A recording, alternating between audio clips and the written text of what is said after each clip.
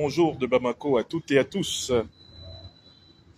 Le serviteur de l'Afrique des libertés est de retour dans la capitale de l'Afrique des libertés, Bamako au Mali. Je vous salue à travers le Mali, je vous salue à travers l'Afrique.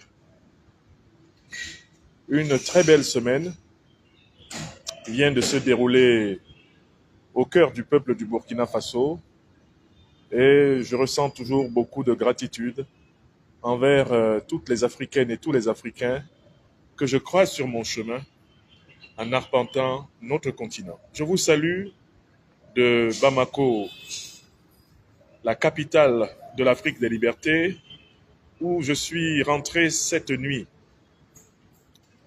à la suite de mon périple au pays des hommes intègres, le Burkina Faso, que je remercie infiniment pour la qualité de son accueil. Je salue le peuple malien, mon peuple, africain du Mali, Aouniché. Je salue les Africaines et les Africains depuis mon pays natal, le Cameroun, jusqu'à toutes les aires, Afrique du Nord, Afrique de l'Ouest, Afrique centrale, Afrique de l'Est, Afrique australe. Votre serviteur vous salue. De retour au cœur de la capitale du Mali. Sois salué, le colonel Yann. Sois salué. Je voudrais, en guise de première parole, en ce jeudi 9 octobre 2025, je voudrais évoquer le chemin de la souveraineté énergétique africaine qui s'impose à nous dans le contexte géopolitique et géostratégique que l'on connaît. L'une des stratégies des ennemis de l'Afrique a toujours été de tout faire pour priver l'Afrique des énergies fondamentales utiles au fonctionnement de l'économie, utiles au fonctionnement des petites et moyennes industries et même des industries lourdes. La bataille de la souveraineté, engagée par l'Alliance des États du Sahel et initiée ici à Bamako au Mali, cette bataille est une source de jalousie, elle est une source de complot, elle est une source de haine, elle est une source de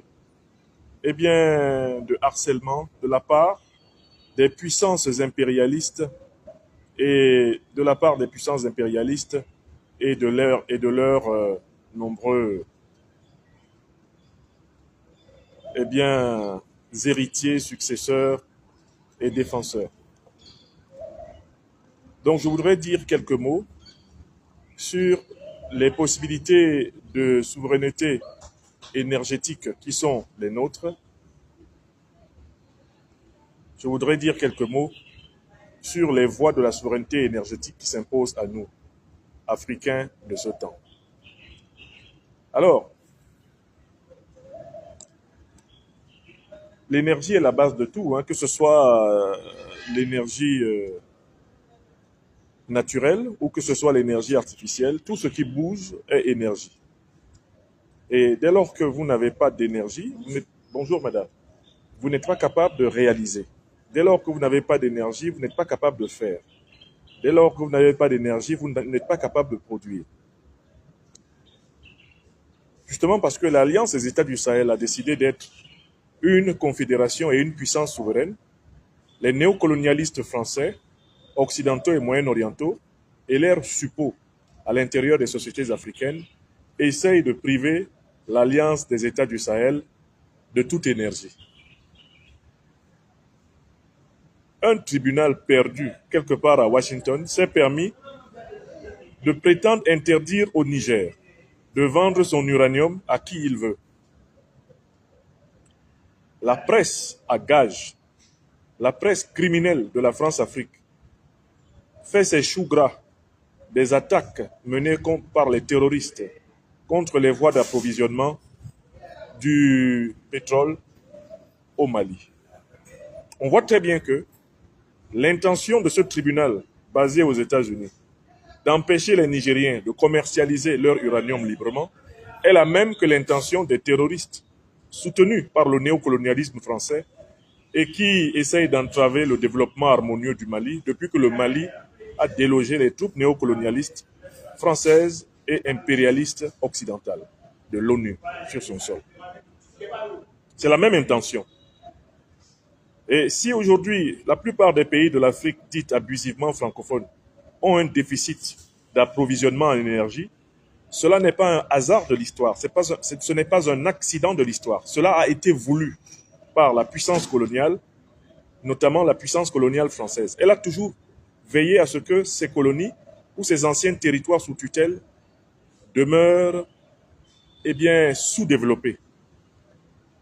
Elle a toujours voulu, la France colonialiste, que ces territoires sous tutelle restent dans un état de pauvreté artificielle. Cet état de pauvreté artificielle lui permettant de faire vivre ces États de sa pseudo-aide au développement qui n'est rien d'autre que l'argent des Africains prêté aux Africains avec intérêt au détriment des Africains. Donc il faut que vous vous rendiez compte que le néocolonialisme et l'impérialisme ont une habitude qui est une obsession, c'est de priver les pays qu'ils veulent exploiter, piller et dominer d'énergie. Or, et c'est la deuxième partie de ma réflexion, il faut constater que le Sud global et l'Afrique en particulier sont inondés d'énergie naturelle. L'Afrique a de l'énergie à travers ses cours d'eau sur lesquels elle peut encore construire de grands barrages. L'Afrique a de l'énergie à travers la chaleur du soleil exceptionnelle qui règne sur la totalité de sa géographie. L'Afrique a de l'énergie à travers le vent qu'elle peut capter dans les éoliennes. L'Afrique a de l'énergie à travers les matières premières fissiles, les matières premières potentiellement nucléaires comme l'uranium ou même le charbon. Par conséquent, en réalité, la grande question et l'urgence pour l'Afrique, c'est d'avoir un système autonome de production énergétique, un système autonome de reproduction énergétique. Et il me semble, en regardant la situation du Mali par exemple, ou du Sahel en général, ou tout simplement la situation de toute l'Afrique subsaharienne, que toute l'Afrique subsaharienne peut être très rapidement énergétisée, électrifiée, si on investit massivement dans les programmes économiques de panneaux solaires. Si les États mutualisent leurs moyens pour permettre au plus grand nombre, et notamment aux plus vulnérables, d'accéder aux accumulateurs d'énergie solaire, l'Afrique sera illuminée. Il y a également d'autres sources d'énergie dont parlent les spécialistes, comme la biomasse, qui se fabrique sur la base de récupération d'ordures de type végétal, qui progressivement sont transformées en chaleur. Donc, la vulnérabilité des économies africaines aujourd'hui, la vulnérabilité de l'Alliance des États du Sahel est due à la dépendance à une principale source d'énergie, à savoir les hydrocarbures. Or, puisque l'Alliance des États du Sahel ne produit pas encore elle-même la totalité des hydrocarbures dont elle a besoin, et puisque l'Alliance des États du Sahel n'a pas de littoral sur l'océan Atlantique ou sur la mer Méditerranée ou sur l'océan Indien, l'Alliance des États du Sahel est obligée d'emprunter des couloirs qui passent par des territoires d'États et de gouvernements qui ne sont pas nécessairement favorables à la politique panafricaniste révolutionnaire, à la politique de l'autonomie qui est menée ici. Par conséquent, tant que dans l'Alliance des États du Sahel, nous aurons une forte dépendance aux hydrocarbures que nous ne produisons pas entièrement, il va s'en suivre que les États qui environnent l'Alliance des États du Sahel vont continuer à jouer, bon an, mal an, un rôle nocif dans le déséquilibre des États de l'Alliance des États du Sahel. D'où l'urgence d'investir massivement donc dans les programmes alternatifs de production de l'énergie.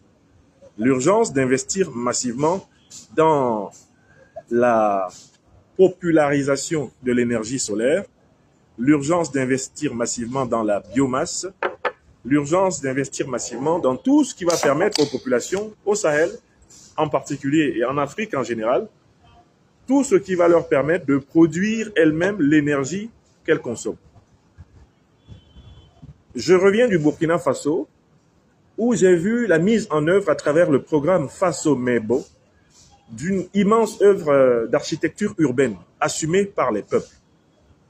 Je suggère à nos dirigeants de l'Alliance des États du Sahel et à tous les dirigeants africains de vulgariser les techniques de production endogène de l'énergie et notamment d'investir massivement dans la production industrielle de panneaux solaires, d'abord pour pouvoir satisfaire une bonne partie de la demande électrique des villes. Il faut pour cela que le prix des panneaux solaires de très bonne qualité baisse et que tous les foyers soient dotés d'un générateur. Le soleil est tellement généreux ici en Afrique qu'en réalité, chaque demeure peut être éclairée par sa source et son générateur d'énergie sans avoir besoin de brûler du carburant.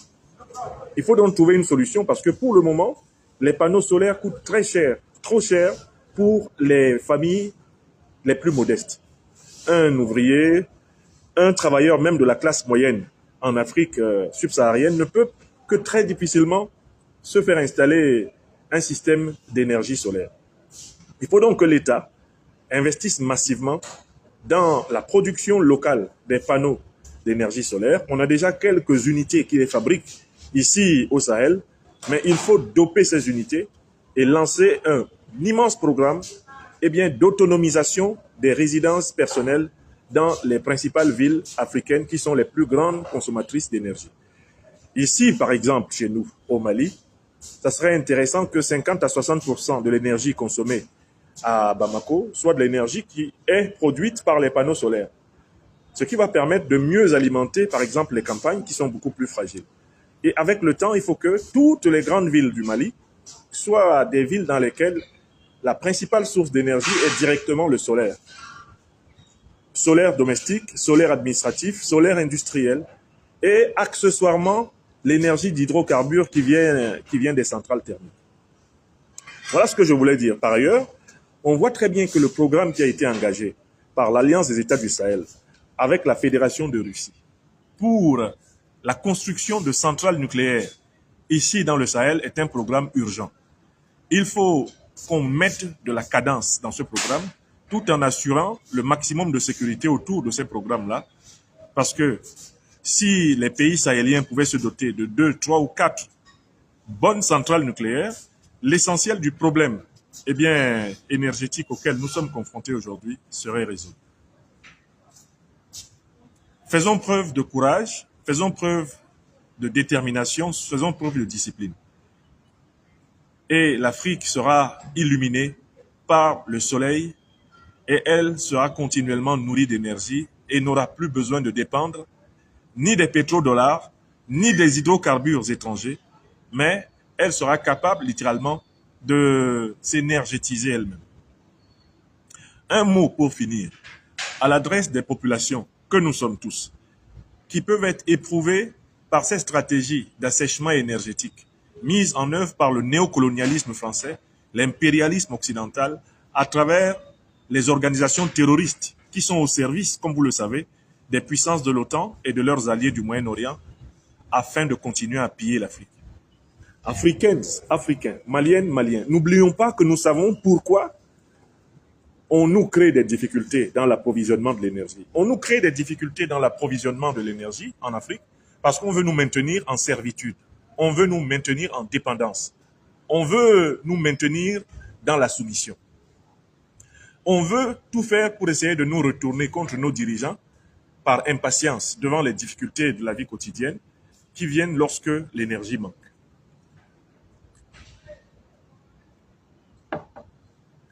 Alors, si vous avez parfaitement compris cela, ne tombons jamais dans le piège qu'ils nous ont tendu.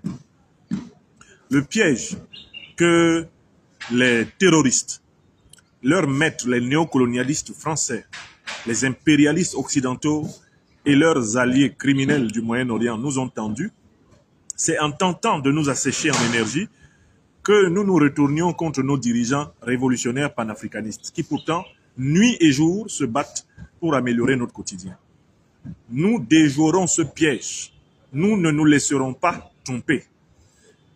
Tout en déjouant ce piège, eh bien, par un vaste investissement dans les énergies renouvelables, notamment solaires, dans la biomasse, un vaste investissement populaire dans ce domaine, nous produirons dans un très court laps de temps plus que l'énergie dont nous avons besoin pour nos économies. Et nous vaincrons non seulement les terroristes, mais également sur le sol africain tous leurs parrains, les néocolonialistes français, les impérialistes occidentaux et moyen-orientaux, qui sont cupides, jaloux de la richesse de l'Afrique depuis plusieurs siècles. Je me résume. Nous avons au Mali, nous avons en Afrique la capacité, la possibilité et l'obligation de réussir le défi de l'autonomie énergétique en réduisant fortement notre dépendance aux hydrocarbures importés notamment du Moyen-Orient. 1. De 2. Nous avons la possibilité d'investir donc dans des programmes populaires de production de panneaux solaires et d'autonomisation au moins des grandes villes en fourniture d'énergie à travers le solaire. Pendant plusieurs années, j'ai enseigné à l'Université catholique du Mali et notamment dans le campus de Samaya, à quelques kilomètres du centre de Bamako. Eh bien, pendant plusieurs années, nous étions essentiellement alimentés par l'énergie des panneaux solaires que l'Université catholique avait installés. Nous avions, et c'est encore probablement le cas aujourd'hui, je reprendrai quelques enseignements à l'Université catholique cette année académique, nous avions systématiquement dans toutes les classes de la ventilation, nous avions du courant pour nos ordinateurs, nous avions de la lumière, nous avions tout ce qu'il fallait pour faire fonctionner les imprimantes sans être connectés à l'électricité du Mali.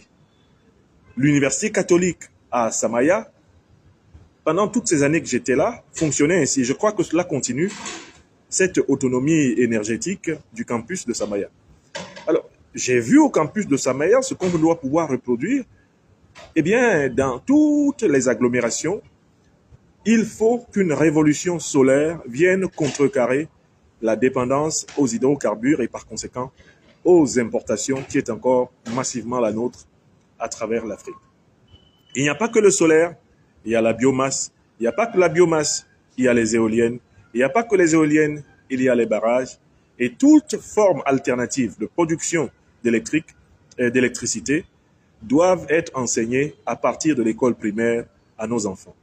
Je propose même qu'il y ait un cours d'autonomie énergétique enseigné dans toutes les classes africaines, depuis l'école primaire jusqu'à l'université. Cours d'autonomie énergétique. Apprendre aux citoyens comment fabriquer de l'énergie. C'est un élément absolument important de la révolution industrielle et écologique qui s'impose. Enfin, j'ai martelé un message. Ils font tout pour nous créer des difficultés d'approvisionnement en énergie en espérant que nous nous rébellions, que nous nous révoltions contre nos dirigeants. Mais ils ont tapé un gros poteau. Jamais des Africaines et des Africains correctement réveillés et éveillés ne se retourneront contre des leaders panafricanistes révolutionnaires qui nuit et jour travaillent à leur côté. Nous allons remporter la bataille aux côtés du président Assimi Goïta et de ses compagnons. Nous allons remporter la bataille aux côtés du président Aboudraman Tiani et ses compagnons. Nous allons remporter la bataille aux côtés du président Ibrahim Traoré et ses compagnons. Nous ne les lâcherons pas. Les difficultés ne nous décourageront pas parce que nous savons que l'Occident néocolonialiste et impérialiste guette l'apparition de failles entre nous pour nous reconduire dans les chaînes de la servitude. Il est hors de question que nous retournions dans ces chaînes. Par conséquent, unis et solidaires, nous vaincrons. C'est le message que je voulais lancer en soutien au peuple malien, en soutien au peuple sahélien et à l'ensemble des peuples africains victimes de stratégies d'assèchement, stratégies de privation énergétique qui sont conçues dans les laboratoires criminels du néocolonialisme français et de l'impérialisme occidental et moyen-oriental comme des moyens pour fragiliser les régimes panafricanistes révolutionnaires qui ont chassé la bidasse de la France-Afrique. Unis et solidaires, nous vaincrons. Unis et solidaires, nous vaincrons. Unis et solidaires, nous vaincrons. Je vous souhaite une excellente journée du jeudi 9 octobre à travers le monde. Je suis de retour à Bamako, la capitale de l'Afrique de liberté. Portez-vous bien. Soyez bénis, mes chers amis. Et merci à celles et ceux qui ont partagé ce message.